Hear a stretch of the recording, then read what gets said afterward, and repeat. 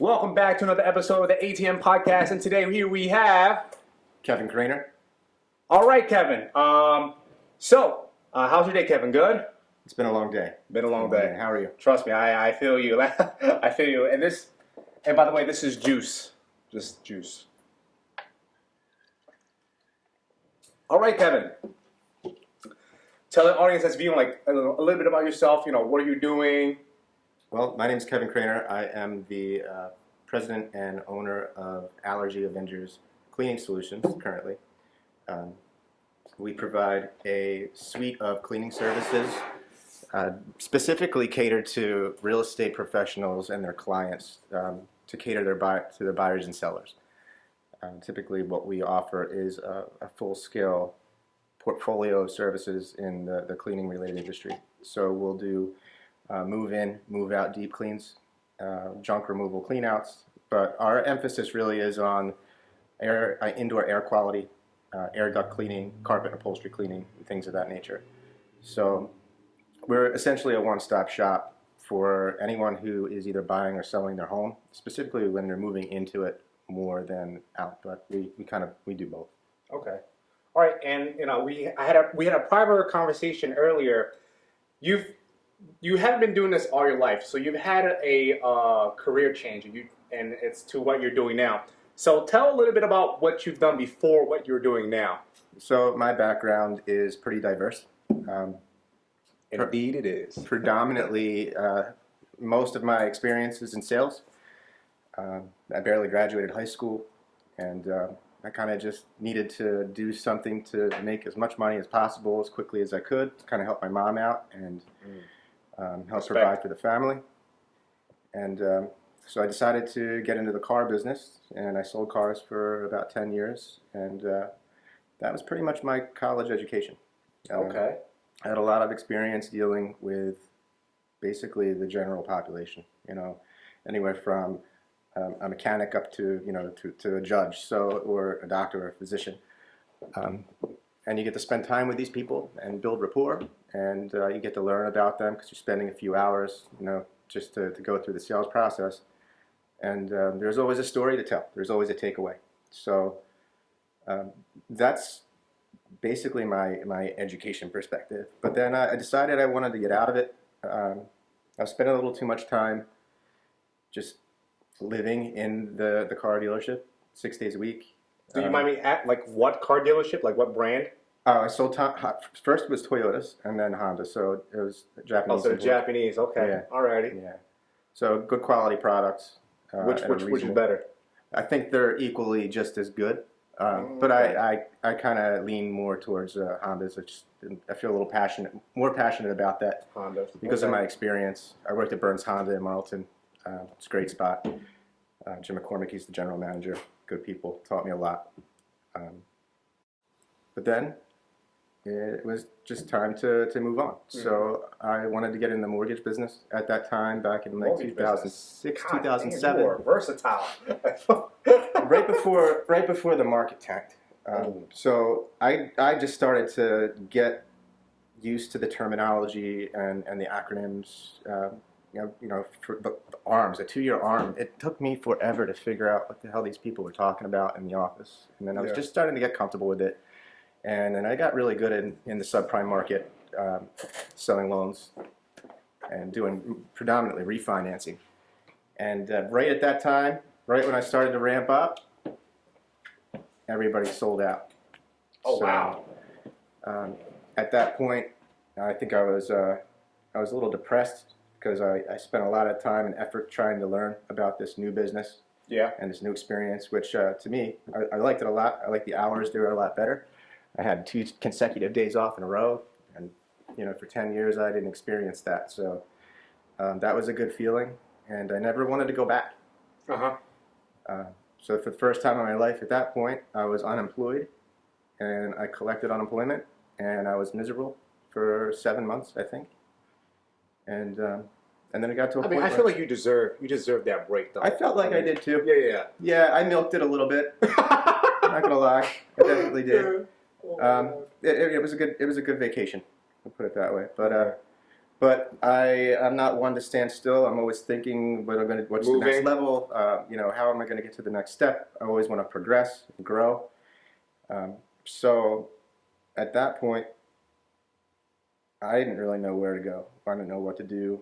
And at that time, the first Comcast building was being built in Center City, and I'd be driving by all the time and seeing this. And I know, Comcast is a huge conglomerate. They're never going to go out of business. Never. So I started to think, where am I going to dedicate my time to where it's not going to be worthless, right? Like, Yeah. so I figured telecommunications would probably be the way to go. And so I decided I wanted to work for Comcast, and trying to get hired for some reason at that time was like almost impossible. I don't know why, but No, well, I feel like your skill set of everything you just told me, the entrepreneurship, um, and just knowing you from what we talked on Facebook as well, like I feel like there's no way they wouldn't hire you because of your skill set. well, So I'm not surprised. Yeah, probably would. it was a challenge. It really was. I went to up to the corporate office, and there's security down there. They don't let you up unless you have security pass. Okay, yeah. And they're not even related or affiliated to the company. Mm-hmm. So going through the channels of the application process online and waiting, and I got tired of it. So I started to do some research. I found the CEO's email address, and I sent him an email, and I sent him my resume, and I said, look, I tried this and tried calling, and I did all these different things. Like I even tried to knock on the door. What does it take to get a job selling cable, phone, and internet? Like what's The going on? perseverance, man. Oh my gosh. See, now this is a prime example of how you should do things. Don't. Me personally, I probably would have done the same thing, but it's like there's steps to it. He took all the steps prior, then he was like, he's fed up, and then he had to do what he do in order to get a job. So I respect that. I definitely respect that for sure. It was, I persevere. I guess that's the best way to put it. Mm-hmm. And I don't want to give up, at least not until I exhaust all options. So the next day, I got a phone call from his executive assistant, and she asked me, where do I want to go? What do I want to do? And I was sent off for an interview like a couple days later. Okay. Got the job. And and then I started to do that. I did that for a few years, and I was top in the Mid-Atlantic region in sales for quite a while. I don't doubt it. Don't doubt it at all. The call center atmosphere and just the level of just incoming nonstop, just constant calls, one after the other, it kind of weighed a toll on me, and I got burnt out. And fortunately, at that time, I was also being recruited by another telecommunications provider, where they strictly just dealt with business to business. They sold business phone systems and T1, MPLS circuits. So basically, they sold internet to private internet to corporate entities. And so I decided to go and take that direction. So that was a big leap for me, because at that point now I am cold calling businesses. I've never done that before, and starting from scratch. Literally, like, I have to go online and kind of like dig like I did in order to get the job at Comcast. I have to find the decision makers and then get through the gatekeepers, or sweet talk the secretary, or whatever it takes to get my foot into the door, to get an appointment with. Typically, it's the IT manager or the CIO, whoever is going to make the decisions for handling the business infrastructure. And I did that for a couple of years, and then we implemented a cloud computing suite, and there's a big portfolio of services that were being offered. And at that time, I didn't really know a lot about it. And I was working with, I guess I'll get into this a little later, but I kind of migrated into design engineering. Yeah. And I got out of the sales atmosphere, and I got more into the back end and the network operations center of things. And at that point, I became a really good project manager.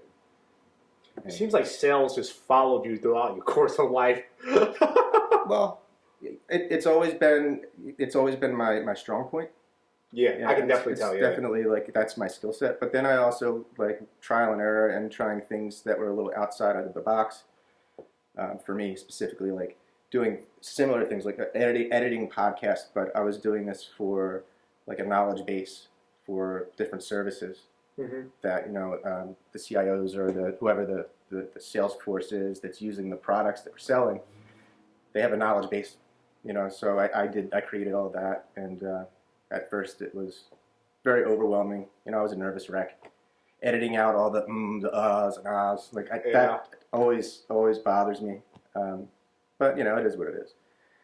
And so I learned a lot, and I got to a point where, well, actually, my boss, he at the time, he just decided, your skill set is in project management. Yeah. Because once I was out of sales, I didn't have anything to do. Like in sales, you always have to do something. Every activity is, it's an action, or it's actionable activity towards getting a sale. If you don't do anything, you're not going to make any money. So getting out of that environment and being placed into IT or into the operations kind of things, it's definitely much slower paced. It's a different dynamic altogether, and it was a challenge for me to get comfortable with that.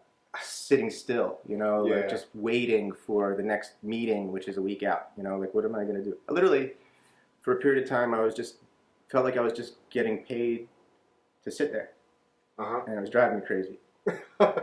So there was like lingering projects and things or meetings and discussions about things, and they were just redundant. And people would put it off. Oh, we can't do it. They're always coming up with reasons why they can't move forward. Put it off to next week. And I didn't have anything else to do, so I just started digging into these individual projects and finding, what's the actionable step that needs to get done, and then I just took it on my own because I didn't have anything else to do to work towards getting these things going, moving, and then I ended up managing them and running the teams on getting these individual projects closed, and I found a niche for it, but yeah. Yeah, so now I clean air ducts for a living. All that, clean air ducts for a living. But listen, your skill set is extremely valuable. I don't think there are many people that are like you, and if there are, they're definitely, I'm pretty sure some company has found them extremely valuable, and they source them, and they make sure that they stay there. So I like to definitely give you a toast to that. That's extremely valuable skill set to have.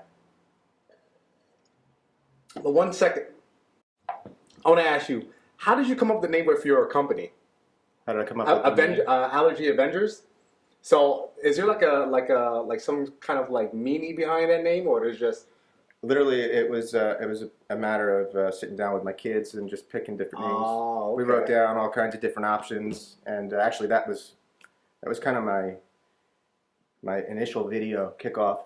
I posted on social media. I filmed my children and I picking the names.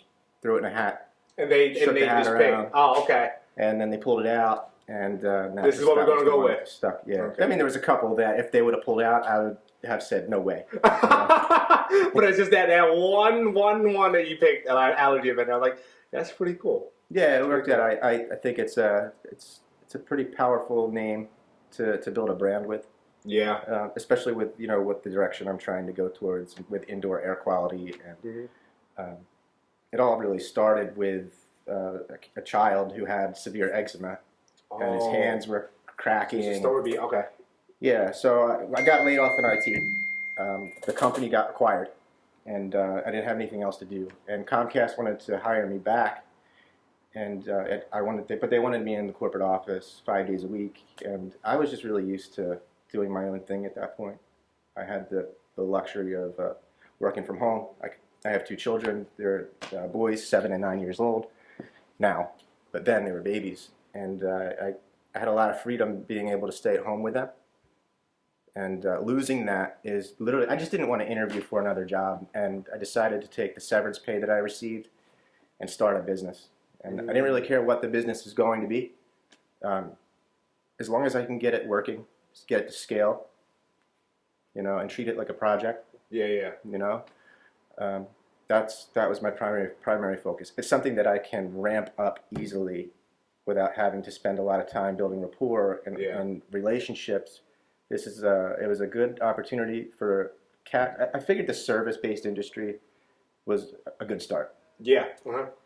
So yeah, my kids picked the name out of the hat within 3 days, based on my experience dealing, working with other companies, helping them. I had my website built, I had the LLC incorporated, I had all my insurance and email set up. Like I was ready to go, invoicing. I'm sorry about the fly, by the way. This is Oh, so yeah, annoying. no worries. Yeah. Within 3 days, I was ready and I was going, hitting the doors and focusing on sales, trying to get this thing kicked off. So, but yeah. Wow. But like specifically air ducts, like was it something that you've always had in mind? So back to the child. Yeah. So I was dating this girl at the time. She had a little boy who would constantly break out, and I have a dog at my house, and there was just, obviously I wanted her to hang out at the house too, and I wanted him to be comfortable. I didn't want him to have any breakouts because it was so bad that like literally they would bleed. Bleed? He would be like, just his hands would be like engulfed in Vaseline like all the time, or maybe it was medicine. Yeah, it was really sad. So I got my air ducts cleaned, and I got my carpets done, and I got my house deep cleaned, and it was at that time where I'm trying to think of what am I going to do, and I'm like, wow, I just had to call 3 different people, and then I'm like, you know what, people will do, specifically parents will do anything for their children to make sure that they're in an environment that's, the best as possible. And I was like, I don't see anyone else out there doing this, so I think there is an opportunity here for me to take off with that. That's awesome. Yeah. So here I am. That's an awesome story. But is this something that you love doing? Like, is this something that you look forward to? Like, you wake up in the morning, like, I can't wait to get this project done.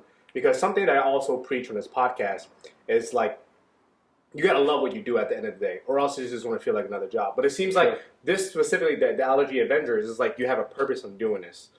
And I just want to get your input. Like, is this something that you genuinely love doing? The work, the aspect of the service. It could be anything. I don't. Like, because with people, it's like, I understand too from the people side, like because I've been in the customer service industry for probably 15 plus years, and I honestly say, like, I started smoking cigarettes because working with people, because they do stress you out. But I feel like for you specifically, the meaning behind your work definitely does give you resolve and purpose for you to wake up in the morning and be like, I look forward to it because I want to help out family. There's a value proposition, like it serves a purpose. I feel like that no one else is really doing, which is good. So I feel like the business concept is a good idea. Do I like doing the work? No, I don't want to be in the service. What I like to do is build things up and then move on, so. Oh, okay. I don't know if that's something that I'm going to do at this point, because I'm like 3-4 years in with this business. Yeah. I have a consulting business as well that I kind of just pushed to the side. It's become more of a hobby at this point because all of my focus has been on Allergy Avengers and ramping up and getting things going. So for me at this point, do I love doing the work aspect? I love building the business. I love the part about building the brand and building something from scratch, and seeing it grow. Wow. Yeah. So that's what I love to do. That's what I like to see. It's like, this is my baby, and where is it going to go? And the opportunities are really endless. It just depends on how much effort and energy I'm going to put into it. Yeah. Which is one of the reasons why I'm sitting here with you. I reached out to you because you're in the real estate business. Yeah. And the real estate market is, that's my target audience. I don't go out to individual residents and knock on their doors or do anything like that. Spend a lot of money on advertising. I put myself and the company into a position where the agent is the trusted advisor for their client, and we are the trusted advisor for the agent. And then organically, by working with their clients, we've grown and expanded, and we get their referrals from their friends and family as well. So I've been kind of growing it organically that way, and it's been working out pretty well. Yeah, for sure. I mean, it makes sense. I mean, you work in a real estate agent. Someone wants to buy a home, and honestly, most of the houses nowadays are extremely old. So you've definitely built a business model that's You like, never know what, when you're moving into a new environment, you never know what's going on inside those ducts. that's true. That's true. I've pulled out cigarette butts, I've pulled out tampon boxes that And air ducts? literally, yes, because people treat them like trash receptacles. Contractors, even new construction, they'll Wow. there's nowhere to dump the extra caulk. They'll just scrape it into the Oh, ductwork. that makes I sense. pull out cigarette butts, so much stuff, sheetrock, Sheetrock? nails, screws. Today it was an electrical outlet I pulled out of. No way. I guess there was just an extra one. An electrician or And it whatever, is the like, contractor just kicked it into the vent. wow, contractors, please do a better job because that is ridiculous. Yeah, or get the ducts cleaned before you decide to post it for sale. Yeah, that too, for That's sure. another option. But just out of curiosity, where can the audience or someone that's looking for this type of service, where can they find you? Website, Instagram, Facebook. I'll also post all that as well, but if you can just... Yeah, for sure. Our website is www.allergyavengers.com. You can look up Allergy Avengers Cleaning Solutions on Facebook. Same with Instagram. And you can see the majority of our body of work is on our Facebook page. I try to keep consistent with posting videos before and after so people can actually see the work that we're doing. And that goes a long way too. Okay. Yeah. Awesome.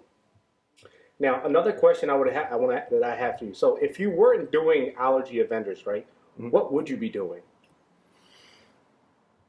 Project management. To just I would be doing consulting. Consulting, maybe perhaps marketing, helping other individuals that are looking to start a business. Maybe they have a concept. I can help them. And using my business as an example, proof of validation that we're capable of providing that level of service. We can help somebody get their business started. I can help them get incorporated, get their email and everything established so that they can just focus on going out and doing whatever or providing whatever service they have, and we can handle the rest of them. Kind of be like a liaison. Well, that's dope. Okay, that's great. But like, I'm just really curious, right? So with your business model and everything, right? When did you see in the time of season wise, like when did you see yourself most busy with Allergy Avengers? Typically in the spring. Springtime? Yeah. Makes sense. Yeah, and then when September hits, back to school up till February, it's kind of hit or miss. But year over year, that has been becoming less and less of a problem. And that's because of the relationships that I've built and also the clientele that I'm establishing. The first year it was the hardest, trying to find new customers from scratch, not knowing where these opportunities were going to come from outside of just me and my own effort and energy trying to get their business. That was a scary year. The second year gave me a little bit more of an understanding of what to expect, but it was less of an impact basically because I had already built up momentum. So it's becoming less and less of a problem. Okay. But there's definitely times where things are dead. It is what it is. Okay. And so when there's certain seasons where you're not as busy. So during that time when you're not busy, what do you do to compensate? Like, reach out to more clients. Like, what are some specific things you do in your business in order to make up for that slow season? I am actively out trying to network and talk to people. I try to find my sphere of influence. What companies would we engage well with? Pest control companies are great. Southern Pest Control, if you guys ever need them, they're the best as far as I'm concerned. We work together pretty well. Yeah, and other niche industries like mold remediation, companies that are doing water, fire restoration. Those opportunities depend. It doesn't matter what type of season it is. Those disasters, those things happen, and they need our services to make sure that there's no mold or microbial growing organisms in the ductwork and things like that. That's due diligence. Mm-hmm. Yeah, so those are good opportunities too. But it's dirty work. It's a dirty job. I can see once you go to those air ducts and it's all like dusty and yeah, I'm pretty sure it's a dirty job. And I have another question for you before we get into the actual questions of the podcast. So, what was your startup cost for this business? Because there may be someone that may want to get into what you're doing, right? And they don't know how much it would cost them to start up with their business. So, if you don't mind me asking, what was the startup cost for your business? So I was lucky. My uncle, he already owned a carpet cleaning business, so he already had all the equipment. Oh, okay. And it was just sitting in his garage because he decided to get into the security business and install alarm systems. So I talked to him, and my initial investment was about $15,000. Okay, 15,000. And that was just to get my foot in the door and get the equipment that I needed, and literally I did everything else on my own. I didn't have anyone else doing the marketing or support or any of the financial accounting, creation stuff, all the back end work. I did that on my own, so I was able to save a lot. One man army for everything. Yeah, and that's, I'm not an expert at everything. I definitely have my strong points and my weaknesses. But it's something that I'm constantly working on improving every day. Okay, yeah, that sounds great. But and it was less than 20,000 to get everything started and less ramped than up. 20,000. So my overhead was fairly low. Like, did you have like a store or something, or? No, I own my home. Okay. Yeah, so just work out of my garage, and then little by little acquired another vehicle, and then I acquired a box truck. Now I have two vans and a box truck, so we also got into junk removal and cleanouts. Okay. So I worked with a lot of wholesalers, done a lot of business with people that are investing in flipping homes, where the house is loaded full of somebody's stuff that maybe they foreclosed or whatever, or just abandoned. And they call you up. Yep, we go in, we clean it out, and then we also deep clean the house, get it ready or prepped for either contractors to go in and start working. Because some of the places are pretty bad. Some are really rough. I'm pretty sure I've seen just about everything. Yeah. Okay. So that's a sticky point, And we also do the maid service deep cleaning, and that has been an asset in terms of getting our foot in the door with customers, because that's the first step. And then once we're there, we're also incorporating any carpet or upholstery cleaning that needs to be done, because if it's there and it's not getting ripped out. If somebody's going to come through and look at it, obviously somebody's going to want to have that cleaned and deodorized. So yeah, we're able to add on, additional services as we go. Gotcha. Damn, yeah, definitely. Like it's very inspiring for someone that started from nothing, and now he literally has done everything himself. But now I want to get into the Still got a long way to go. I mean, yeah, but it seems like I'm pretty sure you'll be very successful. Just your outlook on life, your skill sets that you have. I don't think there's not much else for you to do, but just to keep doing what you're doing right now and how you're networking. But yeah, if I can ask you a question now for the podcast wise, if you can go back in time during your teen years, right? What would be one piece of advice you would give yourself in your teen years? Like, if basically you go back in time and you see yourself at like 14, 15, 16, 17, 18, what would be one piece of advice you would give yourself at that moment? I think I would, I used to reflect on this a lot. And what would I say to my future self? Or what would my future self say to my the past version of me? Literally just don't stress so much about the small stuff, Everything kind of has its way of coming together. I've literally, I think I've paced trenches in floors, just pacing around, wondering, what am I going to do? Where's my life going to go? Am I doing the right things? And at the end of the day, I think I tell myself just to chill, and breathe and try to enjoy your youth a little bit more and relax, because I was pretty high-strung kid. Yeah, because I remember, when I was younger too, like when I was like 13, 14, I can't wait till I'm 18 and 18. I can't wait till I'm 21, and all of a sudden now I'm 29. Like, good God, where has the time gone? Now I just wish there's more hours in a day. That's what I wish for me Yeah, personally. that's Yeah. true. That's true. And then my back starts hurting, all these pedicures.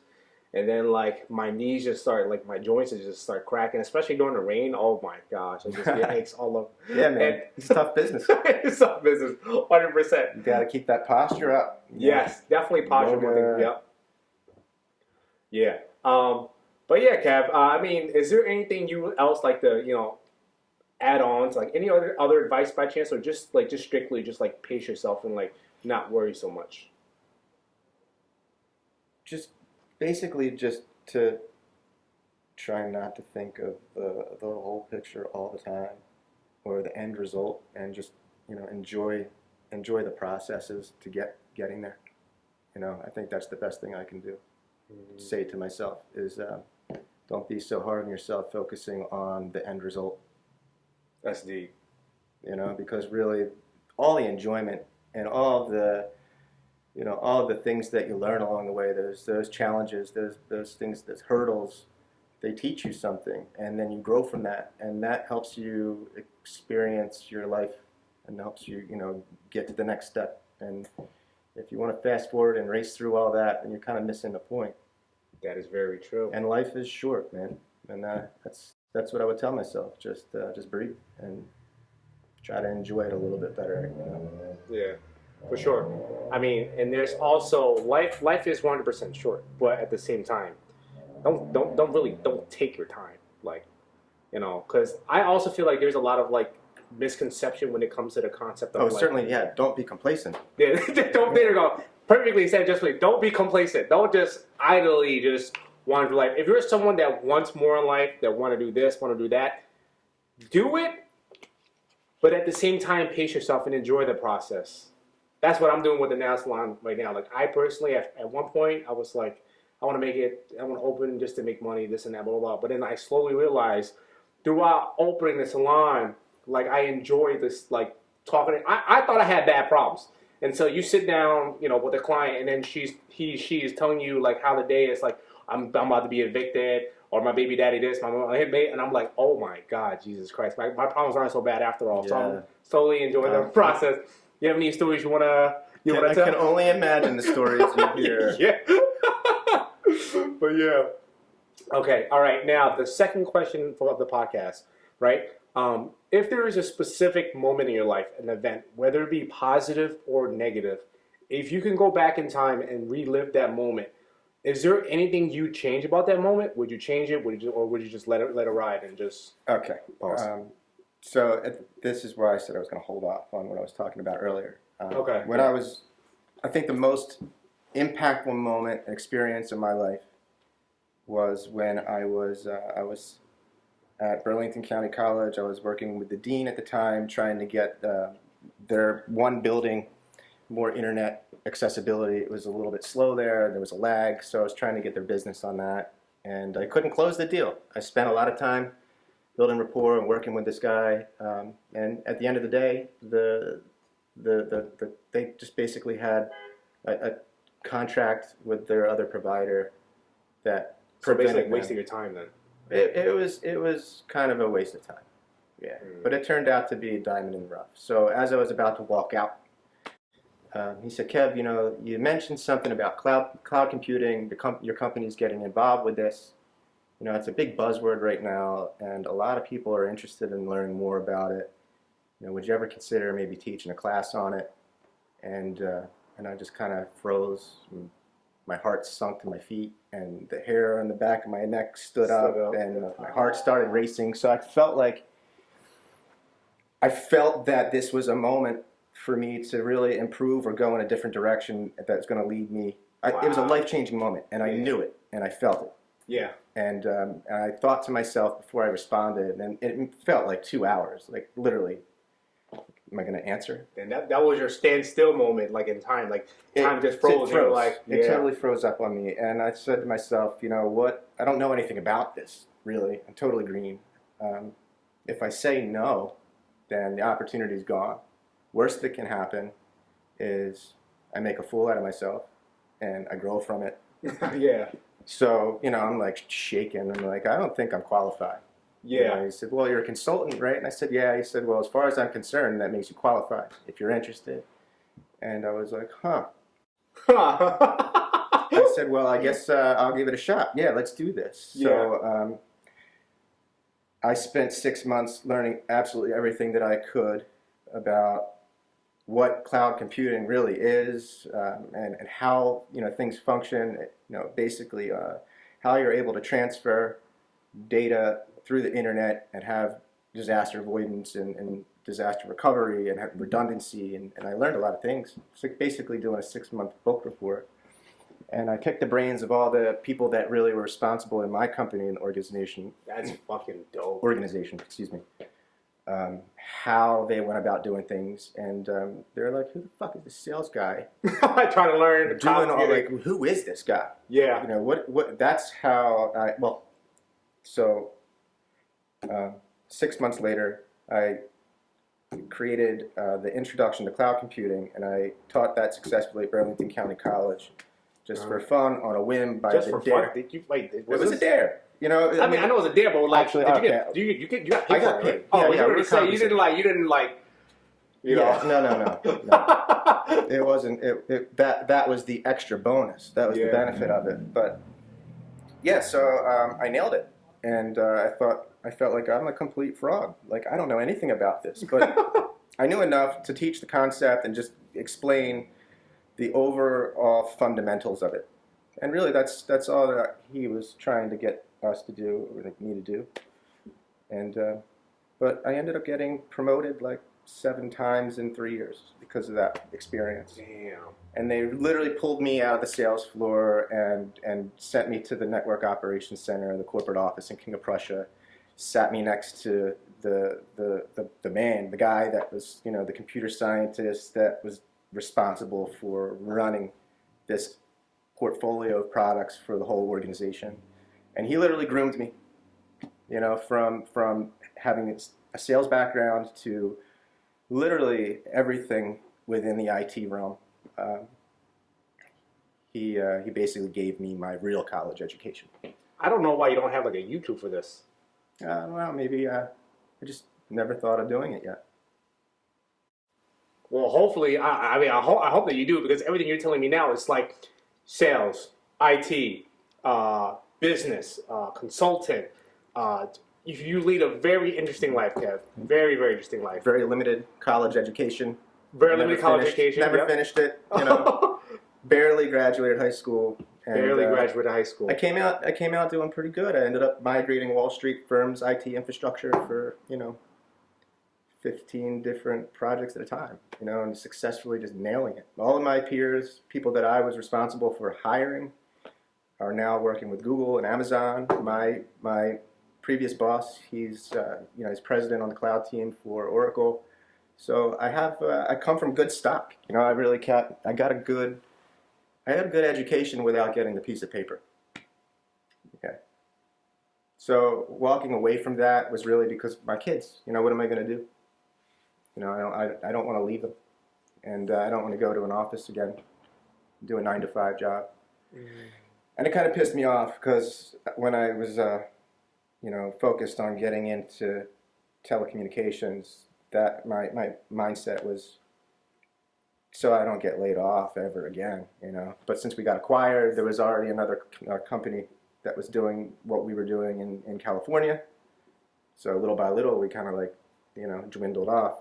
So my last successful project at that company was basically firing myself. And I figured, if I'm going to do something, I'm going to do it for myself. If I put as much effort and energy that I put into this company, with the skill set and the knowledge that they've given me, as long as I do the same things that I was doing, for them, for myself, I'm unstoppable. There's no question about it. Dude, and I'm pretty sure, like I said, I'm going to speak to this essence, with your company, you're going to be extremely huge. But you just give off that aura that's yeah, I'm that guy. I'm not there yet. Yeah. I'm not there yet, but if I apply myself, and if I do the right things, and I have the right conversations with the right people, and I don't give up on myself, and don't slack off. Perseverance. Yeah, as long as I keep going, I feel like my time will come. Yeah, I'm not there yet, but my destination, that is, my ultimate, not to be CEO of Google, but, Are you just crazy? I'd be CEO of Google. What? You're telling me you wouldn't be CEO of Google? I mean, it's a large operation to run. So That is. yeah, it's But a little overwhelming. maybe I am trying to kind of jump in the gun because like there are a lot of responsibilities and this and that. But it's just the sound, the idea, like that title, CEO of Google. It's like I want that position. But maybe if I actually was a CEO of Google and then like I did what the CEO of Google did, and I probably wouldn't have wanted it. But yeah, very interesting, Kev. And just want you guys to know, this is the first time me and Kev ever met in like life. I spoke to Kev yesterday on Facebook Messenger, and this is the first like real life interaction that we've had. And I'm like, just like I honestly don't know what to say. Like usually I try a conversation, but like sitting here with you, Kev, and I'm like, wow, this dude. I guess that's a compliment. And Yeah, for sure, 100%. Yeah. Yeah. That's dope. That's really dope. So that's my goal, to have more conversations like these. This is my first opportunity ever doing a podcast outside for Allergy Avengers or for my personal life. Yeah. So yeah, I'd like to do more of these and try to get my name out there, get more exposure, and work my way up. Yeah, for sure. I definitely, if I do work with any buyers or any sellers that need any cleaners, 100% I will pitch because you definitely left a great impression on me. Because me personally, I also love someone that grinds, someone that hustles, entrepreneurs. Like I love that because I grew up with that mindset as well, like the entrepreneurship wise, and I want to help other people out in general, and it's just something that's just a passion of mine as well. That's why I have this podcast that's dedicated towards the youth. Yeah, I think that's great. Yeah, so I definitely will keep your business in mind. I mean, do you have any last words you'd like to leave off to the audience or people that are watching this? Like anything you'd like to say?